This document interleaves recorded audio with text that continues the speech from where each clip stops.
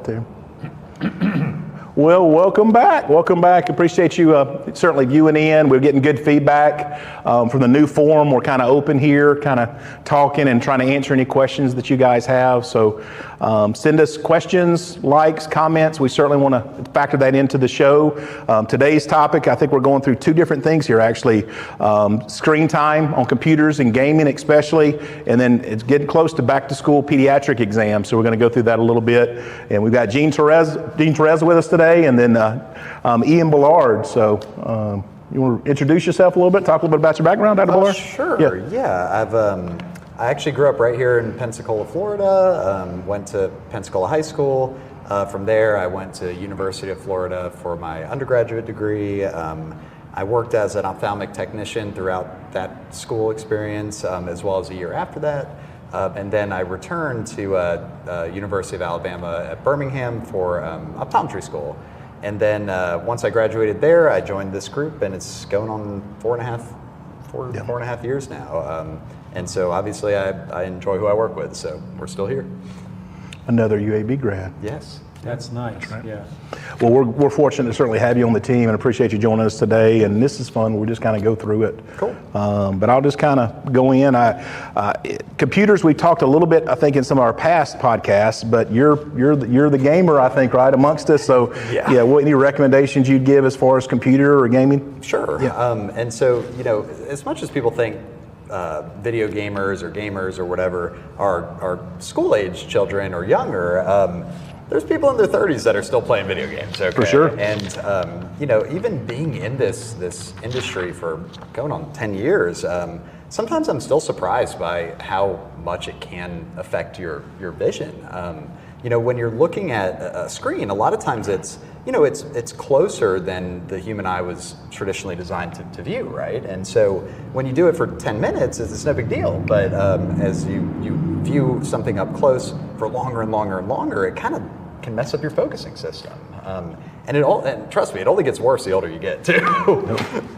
Well, to that point, I think, there's studies to show even reading a book or a hard material versus a computer screen, there's a difference there where the font, the refresh rates where you're not blinking as much, right, that can lead to, some of the things we call computer vision syndrome, but lead to dryness issues, surface issues of the eye, blurriness.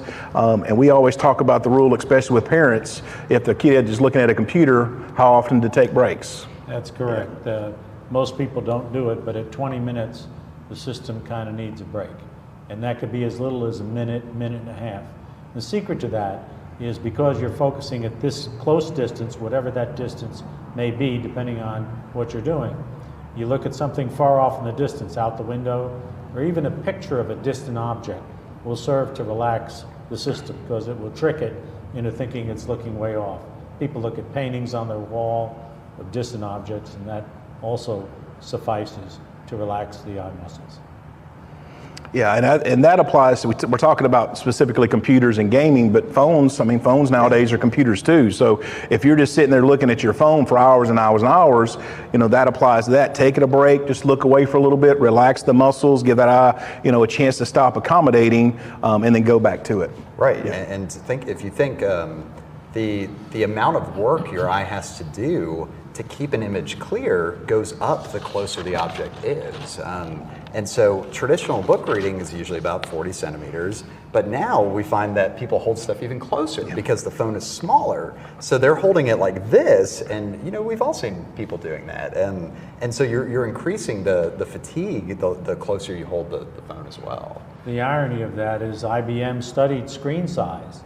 And in the old days, there used to be 6, 8, 10-inch screens. And they found that was very ineffective for long-term productivity. So they made them bigger and bigger, and that's where the 14 and the 17-inch was the kind of the max point on the curve where you could see the best. So knowing that, what does the industry do? We cut it back down and go to phones and computerize the phones and shrink them back down. Just the opposite of what would be most productive. Right, and so it goes. And in gaming, especially, as I do partake in video games quite often. You'll see some of these kids. The screen is so large; it's almost the opposite to where they, instead of having that extremely small target, now they're having to move their eyes. They can't see the whole screen in one image. And so now if they have any sort of visual tracking issues or other things we're going to talk about, that can play a part too. And it's always interesting how things sort of, all are related a little bit. Well, and again, this is kind of off topic here, but can you freeze the game? Like if you're in the middle of a level, or do you have to wait to the level? You can't pause the game. All right. No, if it's... but at the end of the level, you could save it and then take a break at that point. So most of the games these days are consistently online. So there's no way to generally save, pause. In the middle. In the middle. Oh, gotcha. So, but if they are playing a game that has a series of, matches, right? So, attention spans are generally short now. So 15, 20 minutes is about how long people will have a stint of a single activity within the game. And then there's usually a 1 minute break, and that would be perfect to just stand up, get some blood flowing, look across the room, just take a break, It's easy as that. Well, the breaks we're talking a little bit about, but I think we remiss not to talk about as far as prescriptions as well, because, there are plenty of patients that I see that, they see 20/20 and they would say, hey, I see pretty good. I really don't have problems day to day, but maybe I'm at work on the computer for 8 hours, or I'm doing this or doing that, and they're having issues, fatigue, maybe blurriness after a couple of hours, maybe headaches and things like that. So in those cases, it might be a slight prescription, maybe a slight astigmatism, where these patients could maybe benefit from that slight prescription when they're on the computer for those hours where they're really squinting and the eyes are having to work a little bit harder. So in those cases, certainly give us a call, come in. You may not need glasses full time. You may not need glasses at all, but that little prescription may benefit you for those times when you're spending, 4, 6, 8 hours a day on the computer for work or for fun.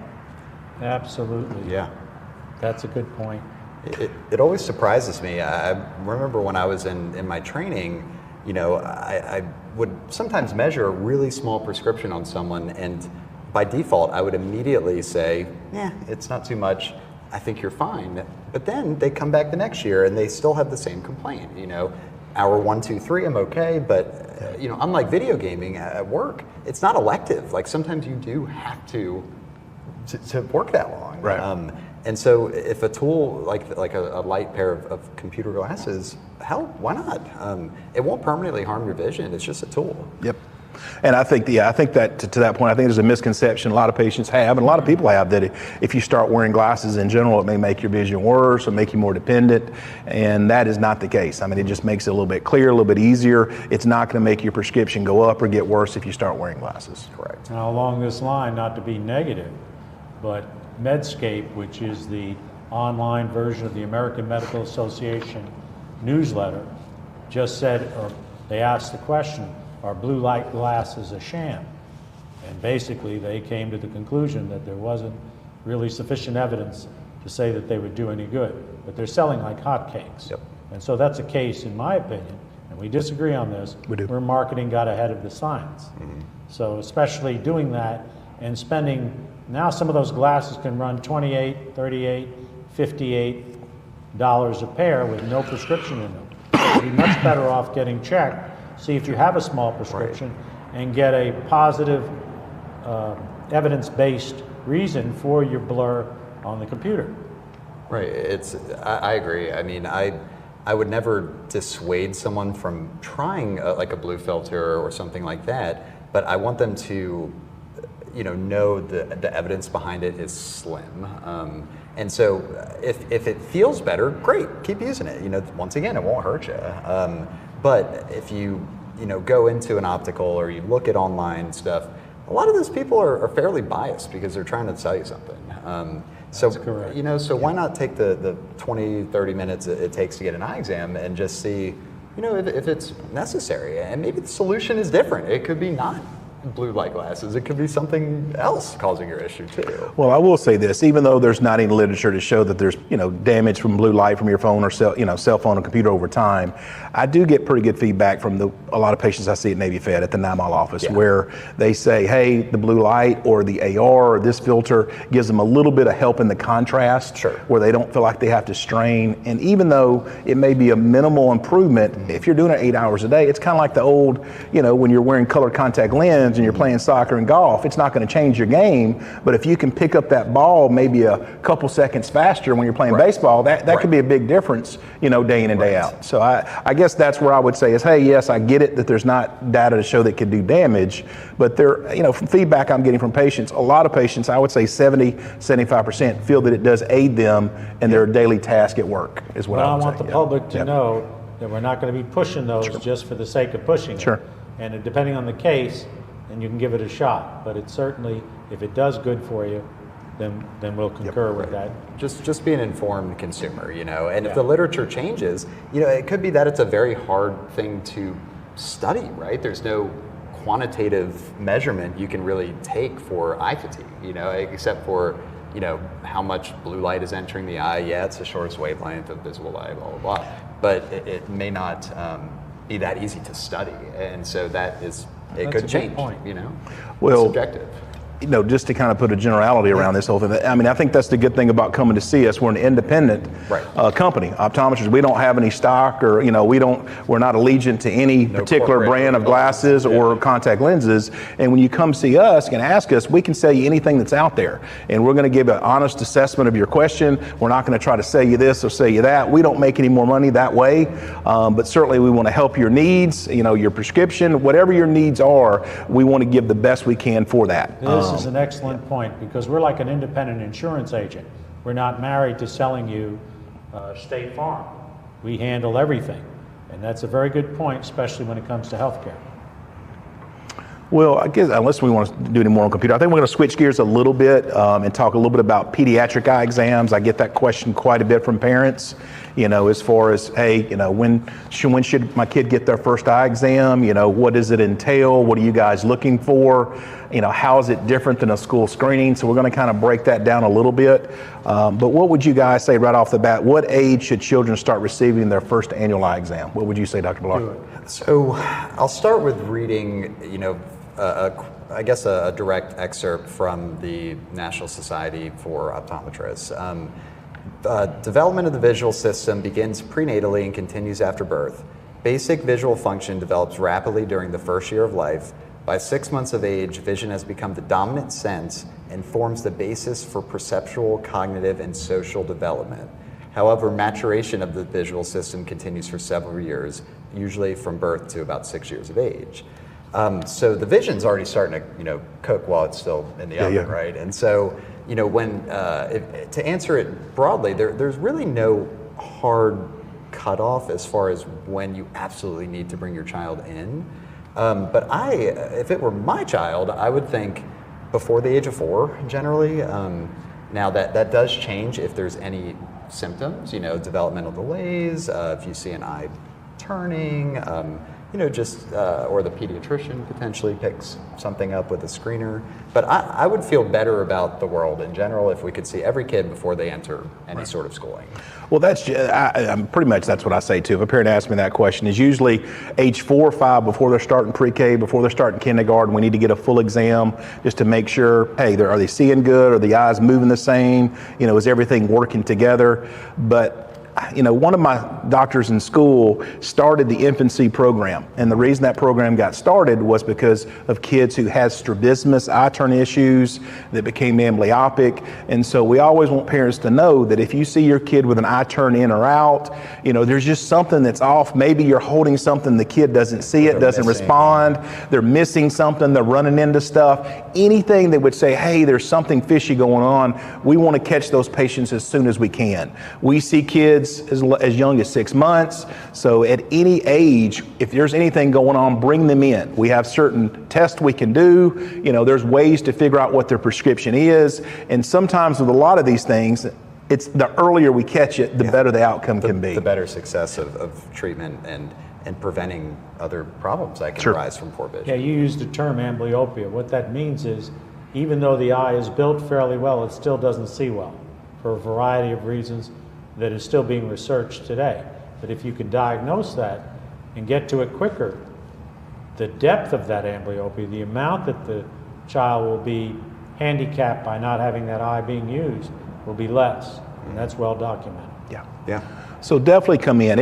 I would much rather tell every parent, that hey, everything looks good, your kid does not need glasses, than to have that one kid that cannot see, or he thinks he can see because he doesn't have anything to compare to. Right. Or maybe like I had today, one eye was great and the other one's -2. And this kid is 10 years old. Yep. So for the last, probably 5 or 6 years, he hasn't seen anything out of that one eye. Yes. And nobody's known that because the other eye's kind of taken over. Right. And society has labeled this guy nice kid, but a little slow on the draw. Correct. And that's unfair because maybe he does have a good intellect, but it never got used because the information wasn't getting in there properly. Right. And it's not, a lot of times we think, hey, we ask a kid, can you see well? Well, back to my point, they have nothing to compare to. So they're not always going to say, hey, I can't see it on my left eye. What they may do is they may avoid tasks. They may not do their homework. They may quit something really quick. And so those are things that your kid is going to be losing out on as far as educational things. I don't know if you remember the percentage of how much we learn through the visual system, but it's quite a bit. And we need to be able to see to be able to learn as much as we can in class. I'm a detail guy. Yeah. So it used to be 65% through the visual system. It's approaching 80 now. Wow. And that's too much. So audio has been, we don't listen like we used to, and most of that information is getting in through the visual system because we're doing with video games, we're doing with computers, and we're doing everything that way. Not necessarily a good thing. It's kind of like a stock portfolio. You just don't want to own one stock. It'd be better to diversify. Right. And the two questions I get, school screenings have gotten so much better through the years, there's no doubt about that. And pediatricians are doing the best they can, but they're checking so much, it is hard for them to spend so much time on the eye. And so a lot of things could be missed. So certainly come in, see us, complete comprehensive eye exam. We're looking at everything. And you'd be surprised how much information we can get out of a 1 or 2 year old. We have ways of checking the almost fairly close. I'd say 80% as good as an adult most of the time, objectively. So we don't have to get their input, and we can know about where their vision is. And just an example, like you guys were talking about, I had a 10-year-old that came in, and he had a head tilt, okay? And he's like this. He was already wearing glasses, so he'd already been somewhere, okay? And the parents thought he had a torticollis, or like a musculoskeletal condition. Okay. Yeah. So he's like this. He's having trouble with sports. He maybe getting bullied a little bit. And then I don't think anyone had ever really checked for both eyes working together. You turn his head straight, and next thing you know, boing, he sees double, okay? And so we got him set up with the surgeon. They realigned the eye, put a little prism in the glasses, and now that saved him a lifetime of neck and back pain. And he saw okay with the glasses, so it wasn't even just the vision. The other thing is you get great, so again, look at it as an investment. When you fix a pediatric problem, you get long return for your buck.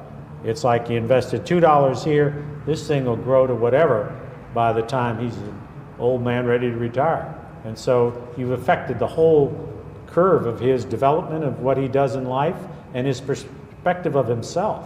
Right. So that's huge. And it's such an relatively easy thing to check. We can have you in and out within an hour, and if everything's healthy, and an 8-year-old we'll see in 2 years, a year or two. But it's just crazy how often it's overlooked, and they'll be diagnosed with other conditions for not paying attention when it could be the vision. And we take pretty much 98%, 99% of most vision and medical insurances that are out there. So if you got a vision, you got a medical, and we can find a medical diagnosis, we can bill for that. So certainly give us a call. We want to see you. We want to see the kids, certainly before school, especially if there's anything noticeable, but just to maybe do their first eye exam just to check everything out. Give us a baseline, and that way we can track things and kind of see, where we're starting from and where we're going to. But the main thing is come in. We have, locations. How many total locations we got now? We got 5. We got 5 locations, and we have a lot of great doctors that we specialize. We all see primary care, but we all specialize in certain things. So, we can find something for you. Give us a call, and if it needs surgery, if it needs, anything specific out there, we have a relationship with all the surgeons in town, and we'll get you that person. So we want to thank Dr. Bellard certainly for joining us today, going through this, and thank all of you for certainly listening and watching our podcast. We couldn't be doing it without you guys. Certainly don't forget to give us a call. We got our 5 locations, TerrezzaOptical.com. It'll list all the locations. Give us a call. If you don't, Vision Medical Insurance, we'll be glad to get you in, get you scheduled for an office visit, for a full exam, for an adult, for a kid. We see kids of any age. We see adults of any age. There's no limit on that. But we'd certainly like to thank you and rate and review the podcast. And until next time. Thank you. So long.